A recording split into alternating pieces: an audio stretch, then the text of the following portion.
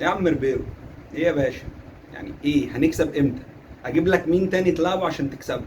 3 ماتشات في كاس العالم ما كسبناش ولا ماتش. ماتش مع مودرن سبورت ولا مودرن فيوتشر ما كسبناش. ماليش دعوه بالودي، انا بتكلم على الرسمي. هنكسب امتى؟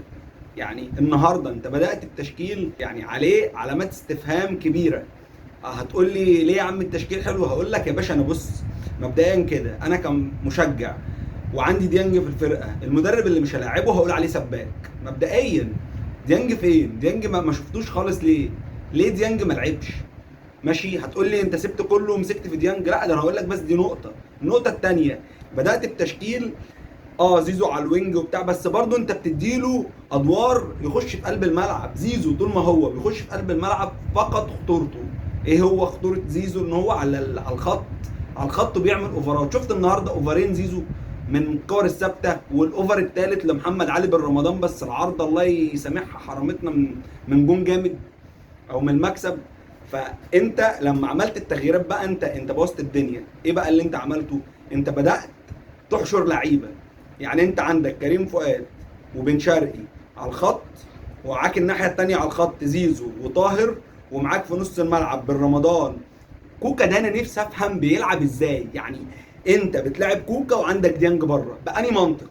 يعني انت عارف، انت لو لعبت كوكا باك شمال هقول لك ماشي، ليك عذرك بتلعبه باك شمال. انما انت لعبته في نص الملعب، يعني لعبت لي كريم فؤاد باك شمال ولعبت لي كوكا في نص الملعب. كوكا ده اقسم بالله العلي العظيم يا جدعان، مش قاسم باشا كان عايزه بكام؟ شوفوا الفرق كام، وهدفعه انا من جيبي بس يمشي. يا جدعان ده مش لاعب والله، ده يمشي. فبدايه وحشه جدا، بدايه دوري وحشه جدا. عندك ياسين مرعي، الله اكبر عليه، بدايه كويسه. عندك شوبير ما يسالش عن ولا جم الجونين، ماشي. عندك في كوره في بتاعه جراديشار اللي هي في اخر الماتش في الدقيقه 97 ولا 98، الكورنر الواد واخده ونازل بيه والحكم بيقول يلعب، ما فيش حاجه. يا جدعان ازاي؟ المدرب عليه علامه استفهام كبيره، وهو اللي ضيع النهارده المكسب.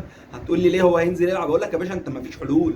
انت بتلعب ماتش كامل من غير حلول، في تكتل دفاع قدامك، المفروض يبقى في جمل، يبقى في هات وخد، في تحركات من غير كوره، في شوط من بره الملعب. انت مفيش، انت سيء.